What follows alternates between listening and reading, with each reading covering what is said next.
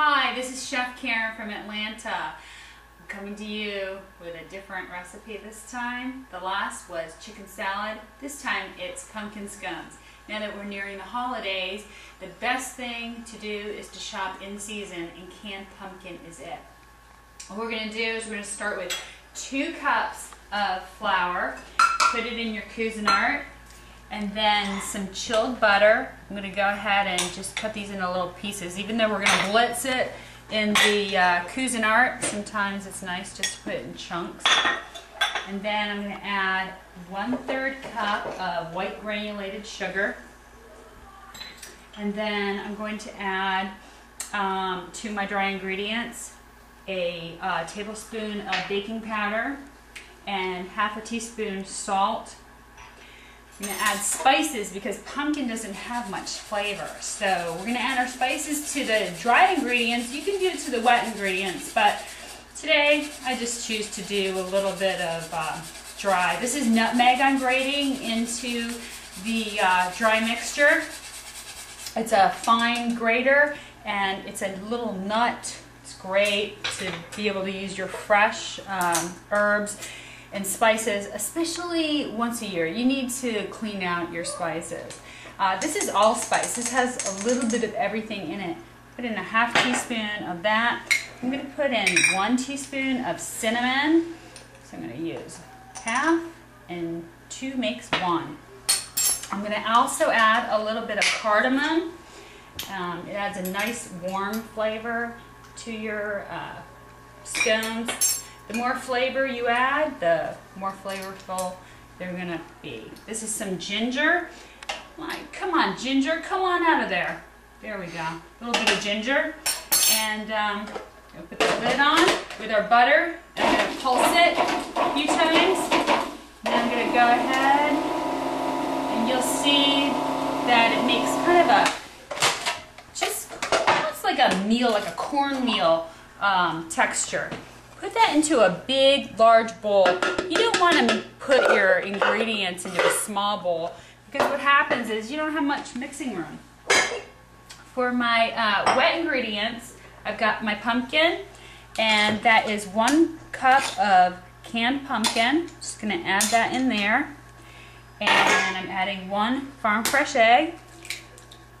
And I'm going to mix that in. Not too hard, very easy. You're going to love this. It's like making biscuits. You know, everybody gets afraid of the word scone. They start thinking European. Ooh, it's too fancy for me. But really, that's not the case. It's just a fancy biscuit that is sweetened a little bit.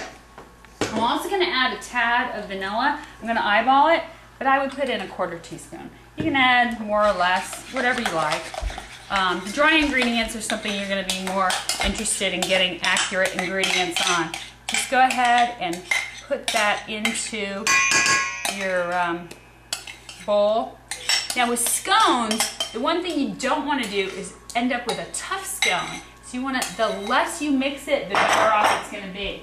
I'm going to go ahead and get a little spatula and incorporate these, almost folding my mixture into each other. And you can just smell that cinnamon and ginger and cardamom. It gives a nice fragrance when it's baking throughout the house. And as you can see, it's starting to come together. Try not to overmix it. Again, it's got very little liquid in it. I use 1 cup of pumpkin, and that just seems to be enough moisture to give our flour enough consistency to hold it together. Now, what you can do is you can flour your surface, and then you're going to go ahead and dump that out. You see, that was about the right amount of flour. Put this over here. I'm videotaping from home, and today is Sunday, so I have my little preschoolers upstairs playing around. So if you hear noise in the background, they're just getting ready to eat my scones. So you want to go ahead and just slowly fold a little bit of flour into these scones. Try not to add too much flour because you don't want to make it dry. Anytime you make it dry, takes away from that moist flavor.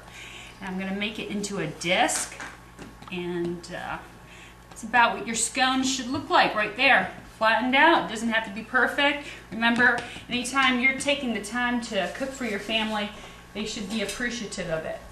I'm going to go ahead and flour my knife and then cut it in half. I'm going to separate that and re-flour my knife. I'm going to cut that in half, re-flour my knife again. It's important to do that, otherwise your knife will stick to your scones and make it harder to separate. So there we go again. And then I'm going to pop these onto the cutting board, or I'm sorry, onto my cookie sheet. See here, you just pop those babies right on there. And then once they are on, you're going to take a little paintbrush and dab a little bit of butter on it so that it takes away the flour that you see and allows the sugar that we're going to sprinkle on top to adhere to the top. And also, if you don't have a perfect looking scone, that's okay, but you can also kind of reshape it when you're applying the butter to it, as you can see here. Now, with the magic of video, of course, my wonderful husband who's videotaping me, I do have some that are cooked. Go ahead and put a little orange sugar on there. If you don't have orange, put on white. Doesn't really matter, but you know, it adds to the whole ambiance of the pumpkin scones. Bake it at 400 degrees for about 10 minutes. Anytime you smell your scones cooking, you know they're done. I've got my scones already done in my bottom oven. I'm going to pull those out. And this is what a cooked scone looks like.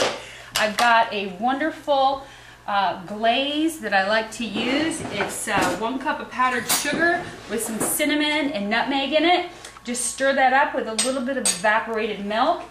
And every person should have one of these homemade kitchen, what are they, ketchup containers? But you can make a nice professional looking drizzle on that. And when you serve that up to your guests with a cup of coffee or some tea, or make it special for some PTA moms at home, you can have some mimosas, whatever it may be. It's a wonderful little thing to have on hand. Everybody's so impressed. So all I can say is this is the recipe, and bon appetit. Tune in.